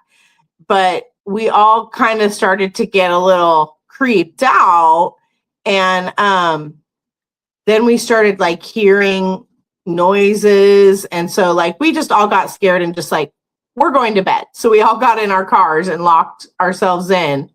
And when I got in there and we all got inside and we're locked in, I turned my headlights on, and it was just a bunch of deer. It was just a bunch of deer walking around in the dark. We're like, he's coming for us. We were so freaked out. It was nothing. So we stayed another night. But if it had been not deer and it had been something else, I'd have been going home right then. I don't Yeah. know, deer can be pretty scary. Yeah, it's gonna be a while when I camp at night. The kids want dirt bites to go, play in the forest, which is great. Mm. But now I'm just like, well, you know, there's just so many things that I have to worry about now. Yeah, I mean, do you have haunted mountains and forests near you? I mean, the Appalachia, Appalachian mountains are, um, they're special. They are special. We're in the Pacific Northwest and we took a break from hiking when they had that serial eater escape, and he was like in the woods or whatever. So we kind of took a Oh, break. But like once he was captured, we made it out to like have you heard of like the ice caves in Washington? no. Yeah, there's these caves and they always have snow. Hmm. So you can go there at like, in the summer or whatever and still like see the snow, and you go hiking, and then you go hiking over a little ridge, and then there is a waterfall um that the kids like to play in. Um but it's coming off of a glacier, so it's quite cold, but they don't mind it. So we like to do, stuff like that, but we haven't really done it since, the serial eater's been captured. But now I'm more afraid of like, I don't know, paranormal activity. Yeah, Yeah. that's just gives me some more to be afraid of, I guess. I know. I get scared, more scared as I get older of things. I just Oh, don't, it's crazy how that, I mean, it's not crazy. It makes perfect sense. The older you are, the more you've seen, and you just start to be like, I don't think I want to do that. It sounds scary or dangerous. Like, yes. That's how I feel about like roller coasters. yeah. Like I used to love roller coasters and like now I'm just like uh no. I haven't been on a roller coaster. I used to love them too, and I literally have not been on a roller coaster since I was young. I don't even know how I'd feel about it. I know it would make me sick, so I'd have to take like Dramamine or something to even be able to do it. But I don't know. I don't know if I'd still like that or not. I never liked Yeah. Ferris wheels. Ferris wheels were always scary to me. I would ride the scariest roller coaster, but I'd be damned if I get on the Ferris wheel. Yeah, I don't like Ferris wheels either. Like and my youngest doesn't like Ferris wheels. It's like the middle one likes Ferris wheels. So he's like, I'll just go by myself. He's, so yeah, they just roller coasters, Ferris wheels. I'm just like, who's fixing you? What if there's like a bolt missing? What like and even when I was younger, I would get on like roller coasters and then they would get stuck. So I was just like, it's not fun. Oh, I've never been on a roller coaster that was stuck. Or like the brace or the harness would get like stuck closed or something. Mm. So then it was just I like, always well, what think else? about that with like county and state fairs because like, they travel from place to place. So they're putting that stuff up every single time. Mm-hmm. Yeah, they are. Like it just seems like a large margin for error, and knock on wood, God forbid. You know what I mean? But you don't think about those kinds of things when you're younger, but the older you get, you're like, pretty sure, it starts to be when you're younger, it's like you hear stories. As you get older, it becomes more of a friend of a friend of a friend. And then it becomes more of a friend of a friend. And then it becomes a friend. And then you're like, no, I'm not doing that. You know what I mean? Yeah, I totally get that. So what do you want to talk about tomorrow? Is this a nightly show? Yeah, Okay. I'm voluntelling you.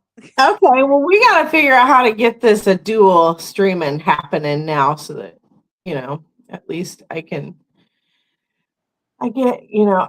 did all that stream with Wrath, and then I'm like, I don't have any of it on my channel. And Yeah, I said some good get stuff. StreamYard. Get StreamYard. I'm trying not to use StreamYard because of stupid Ryan Reynolds. You obviously did not see my short about how I don't want to use StreamYard because of stupid Ryan Reynolds. Yeah, I don't know how else we could get it on both of our channels. We could look into that YouTube collab button. But Yeah. I Oh, mean, if maybe I could I do it had with to Bocce? download it, Oh no, I couldn't do it with Bocce. Me and Bocce were trying to figure out the live collab thing, and we couldn't figure it out either. how did she do it with you? She went through StreamYard Yeah. instead of using. I guess I can. I mean, if I have to download it, I will. But I just think he's dumb, and I don't want to support anything that has anything to do with him. Yeah. I'm kind Maybe of you should the get same. Riverside instead. Is Riverside free? They do have a free version. I'm signed up right now for the trial for the expensive one. Mm-hmm. but they do have a free version and it offers lives and all that. And it connects to all of yours. You can stream on multiple platforms at the same time if you want to. Oh, And okay. I don't know, might be worth looking into it, but I can also download StreamYard in the meantime if I have Okay. to I need to get some stuff. I wish that my show is kind of hard because it's like it's not really a solo situation. It's more of, I really require conversation. Yeah. So it's challenging for me because I have to pin someone down to have a conversation with me in order for me to make an episode, Yeah. which is, it's always difficult when you're dependent on other people to do something, but it's Yeah. just really the best way. I was thinking about it earlier, and I just don't think I have it in me to sit and talk at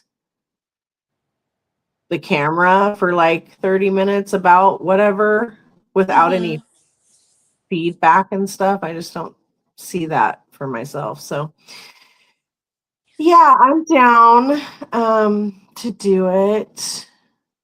Well, I would love to come on your show and have other conversations. Yeah. Yeah, we could do that too. Um, But I do appreciate this collab. I really do love the Me ghost too. stories, and I um do too. I was doing a playlist by myself in hopes that like I'd get, people to comment on like the ghost stories or share their ghost stories, but Yeah. it's better with a partner because then you're like, am I scared for no reason? Yeah, it's fun to have the reaction too. You know what I mean? Of I was gonna say, have we were talking at last night, we were talking about the aliens and stuff, and I was gonna ask you, there's a docu-series called oh God, of course I can't remember it now. I'll have to look it up. But it's about I believe it's Utah. There's a ranch in Utah, a Skinwalker Ranch. Ooh, yes.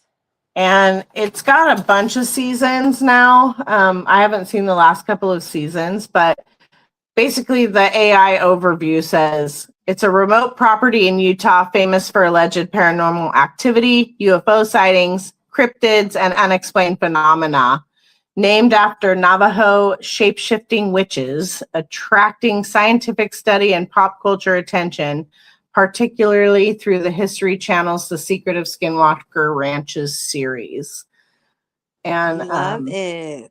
yeah, it's pretty cool. And some of the things that they talk about in that show, one of my besties grew up in Utah, Uh-huh. and she was like, we saw some stuff, Mm. like, that kind of is some of the stuff that they talk about in this, like dead cattle based, sorry, schmed cattle.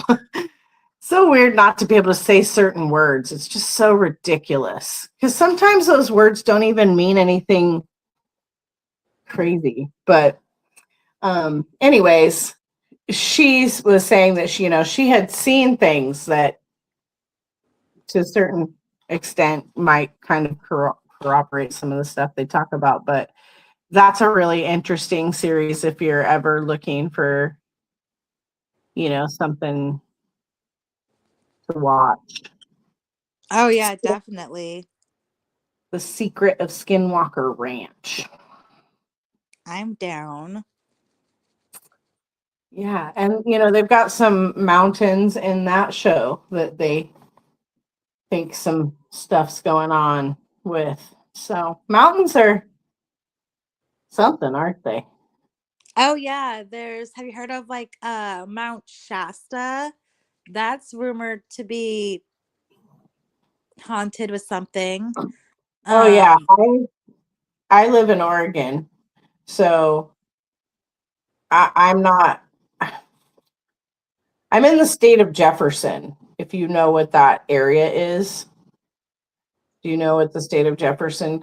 It's basically Northern California and up to like Eugene-ish area. Oh, Um, okay. so Mount Shasta is part of that.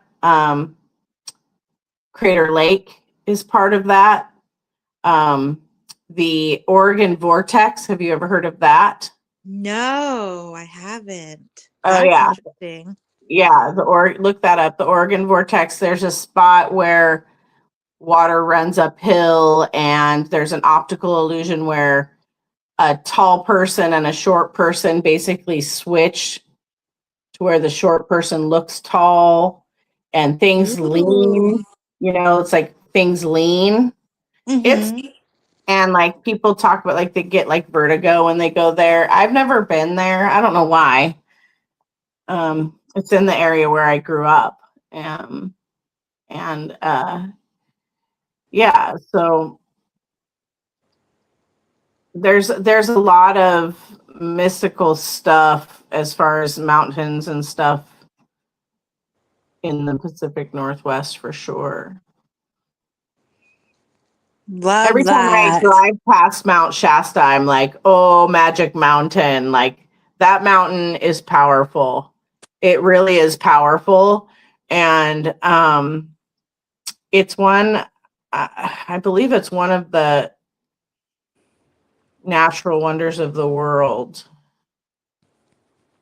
Interesting. Yes. We'll have to do a deep dive on Yeah, there. yeah, maybe looking into, I wonder what kind of stories have come out of Mount Shasta. Yeah, do you want to do that Or, tomorrow's yeah, show? yeah, we could look into Mount Shasta or maybe even Crater Lake, because Crater Lake's a pretty big deal. People come from all over the world to go Oh there. yeah. Yeah, Crater Lake is beautiful. I've been out there. Gosh, it's so gorgeous. Yeah, so why don't we do that? We'll do stories tomorrow for Crater Lake and Mount Shasta. Um, Same time, 10 p.m. Yeah, that works. I do have to work tomorrow, so I'm working at 9 in the Okay. morning. So I have to get up a little bit earlier than I do on the weekends. But if I'm not on camera, I can do it. It's easier at night when I'm tired to not be on camera because the light makes me tired. Oh, that's fine. We don't have to have you on camera. It's fine. But yeah, I'm down. Let's do it. All right, let's do it. So we'll be here tomorrow at 10 with some Mount Shasta and some Crater Lake stories. And if the chat wants to email their stories or join us in the chat, we'll be right here. Yes. All right, I'll see you tomorrow. All right, guys. Thank you for coming. Thanks, guys. Bye. Bye.